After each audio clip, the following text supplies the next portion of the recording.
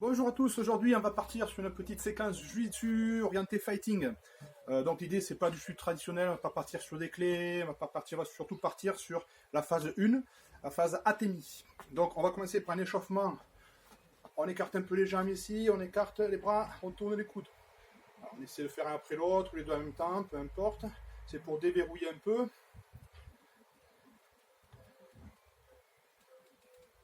Voilà, maintenant on va partir une main après l'autre devant. On va toucher la poitrine, ici, on essaie de pas trop écarter les coudes peut-être, on resserre un peu, et on vient ramener une main après l'autre devant. La même chose, ici, on écarte les coudes et on part sur l'extérieur. Toujours en échauffement, mais en même temps on travaille sur la psychomotricité. Et maintenant, épaule, une main après l'autre, en haut. Toujours souple sur les jambes, on rebondit un peu. Et maintenant on va alterner. Devant, côté, en haut. Et on alterne. Devant, devant, côté, côté, en haut, en haut. Déjà je sens qu'il y en a qui paniquent là.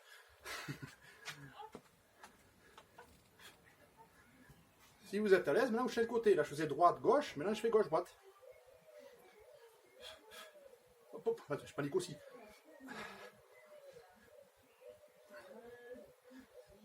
Après, on peut rajouter des petites flexions. Hop, hop. Vous voyez, à chaque fois que je touche, je fléchis. Et puis, je peux même enchaîner. Ouf, j'ai perdu. On recommence. Hop, hop.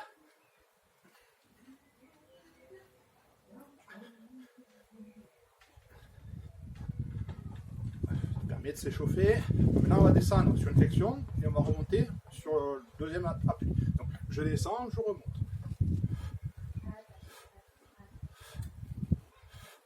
Ça nous permet de nous échauffer et en même temps travailler sur la coordination, la psychomotricité. On fait de l'autre côté, donc on peut faire droite-gauche et gauche-droite.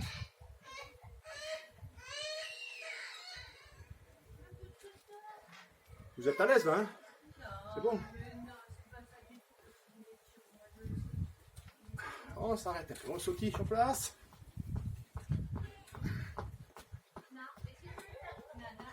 En avant, en arrière. Et bonjour mon chat. À droite, à gauche. Vous voyez, on ne resserre pas les jambes, on est très souple. Hein. Les bras sont un peu en l'air, comme si on était déjà en situation. On ouvre, on ferme. Un peu comme jumping. Donc on garde les bras devant. Et on décale à droite, à gauche. Donc les pieds partent d'un côté. La tête est quasiment fixe, les épaules aussi. C'est juste les membres inférieurs qui partent à droite à gauche. On pose. Là, on va rentrer dans les sursauts, dans le petit saut jiu-jitsu. Donc un pied devant, un pied derrière. Donc je suis droitier, je mets ma jambe gauche devant, pied droit, pied derrière. Inverse du judo. Au judo, je suis droitier, main droite forte. Ici, pour travailler à droite. En jiu-jitsu, on se lâche, on recule. Donc on va faire pareil. J'ai une ligne au milieu et j'avance, je recule. Il ne faut surtout pas être de profil comme des escrimeurs, comme à l'épée. Il faut faire attention de ne pas avoir les pieds sur la même ligne. On écarte bien. Le pied derrière est légèrement ouvert, le pied devant, les orteils sont vers l'avant. Je me profile. Et là déjà je commence ma garde. L'idée c'est main à la mâchoire, ici, menton, et l'autre main un peu devant. À la hauteur, épaule, ici.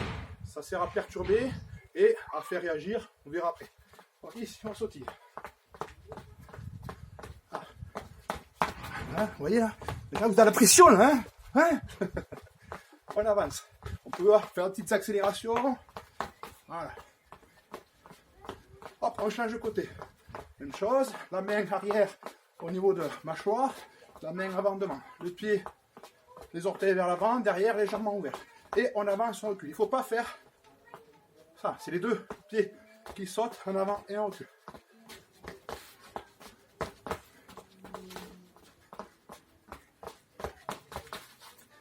Hop, on change, on rechange à nouveau. Je mets le profil. Là, on va rajouter un atemi, peut-être deux atemis même. Maite Tsuki. Maite, donc c'est point. Mae, c'est vers l'avant. T, c'est devant. T, c'est la main, main avant, qui va frapper. Donc, c'est ce qu'on appelle le jab en boxe. Hein, nous, c'est Maite Tsuki. Tsuki, c'est piqué. Mais comme on n'a pas le droit de le faire au visage dans le fighting, On va travailler donc, faire Maite-Tsuki, mais on va aussi faire Uraken, avec le revers de la main.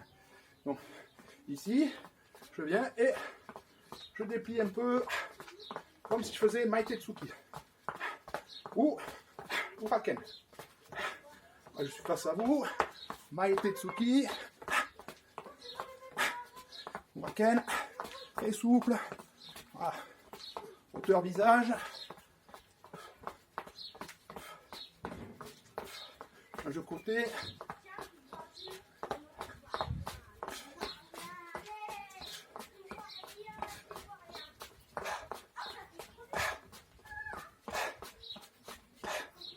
alors je ne ferai pas de kiai, parce que j'ai des voisins, déjà qu'on est en confinement, il ne faudrait pas que je mette les voisins à dos, mais je vais expirer, on pense à expirer sur les frappes.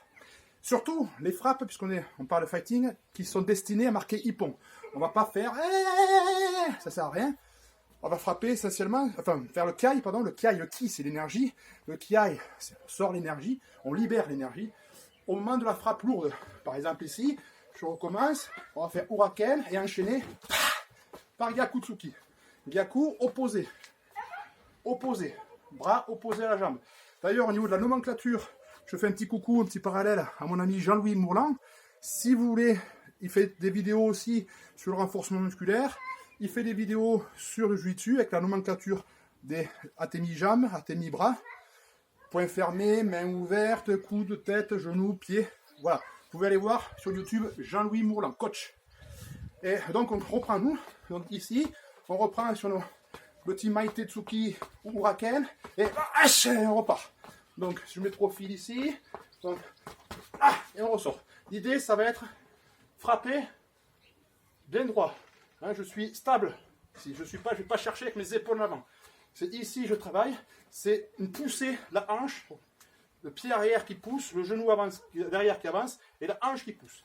Et on ne va pas rester dans cette phase. On va ressortir. Donc, ici, on va... Et on ressort. Au niveau du kiai, je parle beaucoup, mais c'est important au départ. Le kiai, pour moi, ne se fait pas au départ. C'est pas qu'un j'arme, c'est pas... Là, on ne peut plus revenir. Le kiai se fait à la fin de la frappe. C'est comme si vous tapez dans un ballon.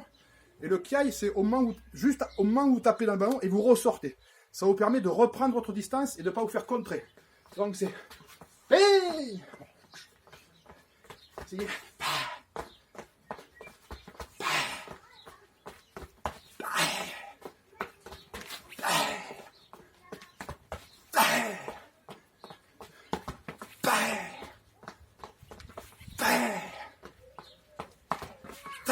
Allez, on fait une petite pause. Vous pouvez reprendre cette séance après, à titre personnel, et répéter ces phases-là. On va partir maintenant un peu sur les membres inférieurs. En premier temps, hop, je monte. Le genou qui est devant. Donc je pose, je recule, j'avance et je change. Donc jambe droite, jambe gauche. Ici, j'avance pour frapper avec le genou. Je repose derrière, je ramène derrière. J'avance et je frappe avec l'autre. Donc on est sur Isa, Geri. L'idée c'est Isa, le genou, Geri, la frappe membre inférieur. Mais l'idée c'est, surtout pour nous, à commencer à avancer le bassin, à travailler avec ce bassin et pas monter le genou, descendre les fesses. Ça c'est la faute. On cherche à pousser. Contracte les fessiers, on rentre le ventre.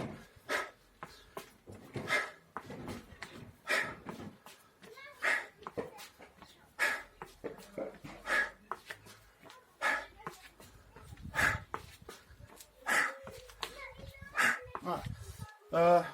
L'idée après, ce sera de déplier. On verra après. Maintenant, on va ouvrir, se mettre en garde. On monte devant pareil, comme pour armer. Pour armer, il faut avoir à peu près le genou à la hauteur de la hanche et le pied en l'air au niveau du genou au sol. Donc j'arme ici. Et j'ouvre. Je repose et je fais l'inverse. J'ouvre derrière et je ramène devant. Toujours la même jambe. J'ouvre, je ferme. J'ouvre, je ferme. Vous voyez, quand je ferme, je suis pareil que tout à l'heure, le genou à hauteur de la hanche et le pied au niveau du genou. Là, ouverture, on n'est pas obligé d'aller vite. Fermeture.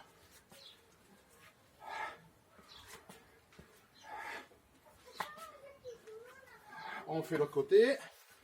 Ouverture. Je repose. Fermeture.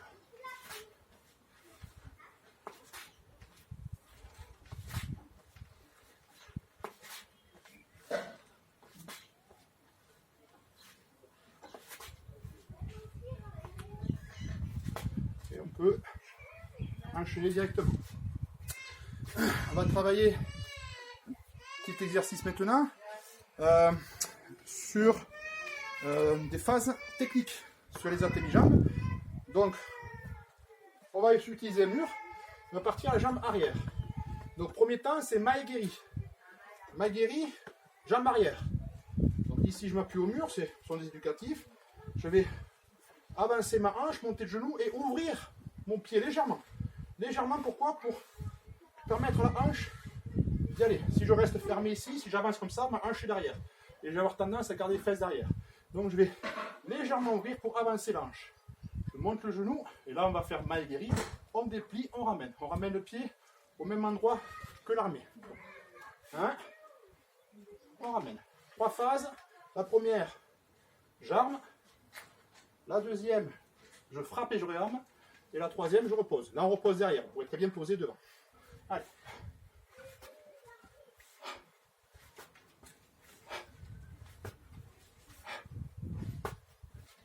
Je fais une petite séquence, après à vous de travailler plus. On va toujours garder jambe arrière, pardon. Moi je suis droitier, donc c'est ma jambe droite qui va travailler. Maintenant on va faire Yoko-geri. Pour faire Yoko-geri, ici je vais me retrouver face au mur. Donc ici je viens armer. Et vous voyez mon talon à pivoter. Ma cible est là-bas, mes orteils sont vers là-bas. Je viens armer. Si je suis face à vous ici, là, j'arme, donc je suis le profil pour pouvoir frapper. Quand je frappe, c'est mon talon qui essaie de pousser, mais je ramène les orteils vers l'intérieur. Ici, j'arme et je frappe. On oriente le talon légèrement vers la cible. En parlant de cible, il ne faut jamais perdre de vue la cible. Toujours le regard vers la cible. Si vous n'êtes pas très souple, vous pouvez aller taper un genou, sauf qu'en fighting, on n'a pas le droit de taper sur la ceinture. Mais c'est déjà un travail technique.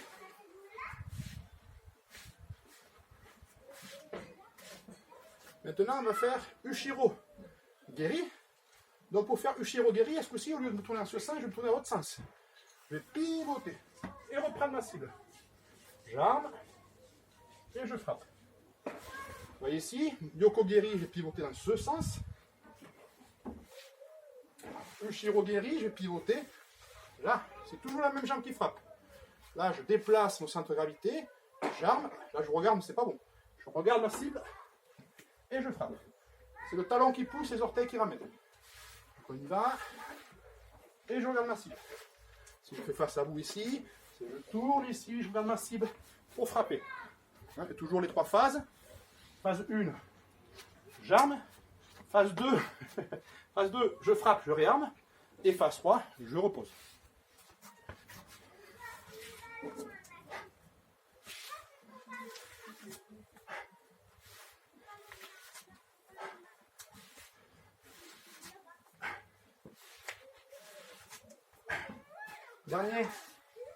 Dernière frappe qu'on va travailler, c'est Mawashi-geri. Mawashi-geri, je vais me retrouver, je vais me mettre pour le travailler face au mur. L'idée, c'est de monter comme Yoko-geri. Sauf que Yoko-geri, on va déplier. Là, ici, on va ouvrir. On n'est pas le genou à la hauteur de la hanche. On va monter ici. Et on va déplier. Et on revient. On a bien le talon qui se dirige vers la cible. Et le regard vers la cible. Donc ici, je viens, hop, je suis placé. Et je déplie. On frappe soit avec le dessous de la plante des pieds, comme si on relevait les orteils, ou soit avec le coup de pied, le dessus de pied.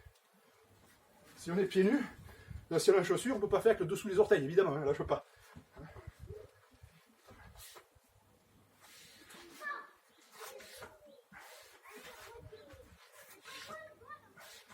Vous voyez, ma cible est là-bas. J'arme. Et je déplie. Maintenant, on va faire le même style d'exercice, mais avec la jambe avant. Donc, Mae-geri, on reprend. Mae-geri. 1, Ici, mon pied est légèrement ouvert déjà, à la base. Donc, je n'ai pas besoin de l'ouvrir plus. 1, 2, et je repose. 3. 1, on arme. 2, on frappe, on réarme. 3, on pose. Maegiri, jambe avant. Ça permet, celui-là, il permet beaucoup de tenir la distance par rapport à l'adversaire. L'adversaire qui est devant, qui cherche à avancer, armé peut-être, boum, on arrête. C'est fouetté. Un keage. Boum. Ici. On repart sur Yoko-geri, jambe avant. Donc tout à l'heure, j'ai fait un pivot. Là, je vais faire un chassé. Soit je chasse, je ramène talon vers talon, je monte genou et je pousse. Soit je viens comme une forme d'Ushimata, je viens, pour aller un peu plus loin, je viens croiser. Enfin, mon adversaire est un peu plus loin, donc plutôt que d'aller là et d'être limité sur la distance de frappe, je viens croiser. Déjà là j'ai gagné 40-50 cm, je peux frapper plus loin. D'accord, donc toujours les 3 phases. 1, 2 et 3. On est ici, on frappe. L'idée c'est toujours pareil, c'est le talon qui se propulse, et les orteils qui sont ramenés vers l'intérieur.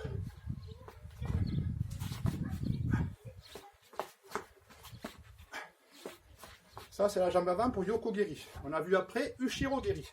Donc Ushiro-geri sur la jambe avant, c'est pareil que ce qu'on vient de faire là, il va y avoir un déplacement. Donc je vais travailler sur la distance. Je vais reculer, passer derrière. Là, je regarde toujours ma cible et je viens frapper. Le talon au sol est bien en direction de la cible. Mon regard est en direction de la cible. J'arme, je frappe et je réarme. Soit je reprends ma distance, soit je progresse vers l'adversaire. Ici, jambe avant qui va faire Ushiro. Soit en revenant, soit je sors de l'écran. Mawashi-geri, jambe avant. Donc ici, toujours pareil, un chassé et j'arme. Et mon genou, le monter devant mes hanches, il monte sur le côté. J'ouvre et je frappe. On est ici, là. Voilà. Elle sera, c'est une frappe qui sera beaucoup moins lourde. En fait, toutes les frappes de la jambe avant sont beaucoup moins lourdes que les frappes de jambe arrière. Et... ouais, Mawashi-geri. Ce qu'on va travailler maintenant, ce sont les petits enchaînements.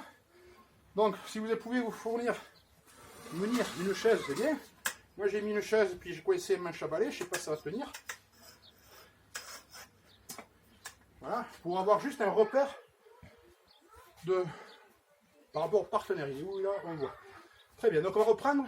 Première phase, qu'on a fait l'échauffement, le fameux Uraken Gyakutsuki.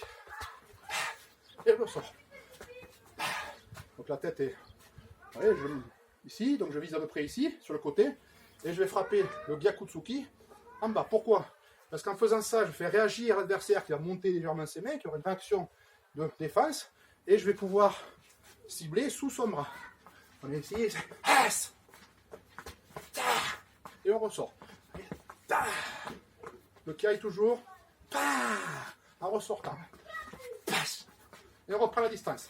Alors, ça glisse un peu, c'est du parquet, hein, je suis en chaussure, c'est du carrelage, donc ça glisse un peu. Donc je ne peux pas revenir trop, sinon je glisse sous la chaise. Mais l'idée c'est ça. Ça c'est une première forme pour marquer Ippon. Pour moi il y a plus 3-4 formes de recherche du Ippon. La première forme c'est l'attaque directe pour marquer Ippon. Je cherche à marquer Ippon sans saisir et sans me faire toucher.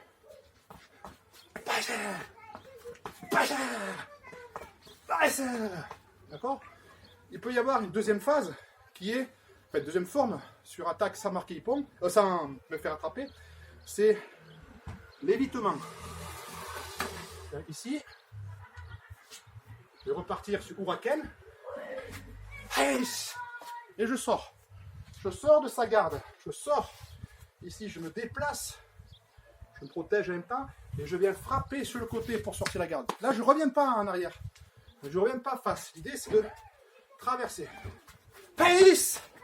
Soit en forme Waken, quelque chose qu'on a beaucoup aussi, c'est une forme Aito. Aito, on rentre le pouce, on frappe avec l'intérieur de la main. Ou on peut tourner la main. L'idée, ça va être d'aller sur l'extérieur du partenaire. Je rappelle, si vous frappez au niveau, si vous frappez directement en face comme ça, vous êtes pénalisé. Hein.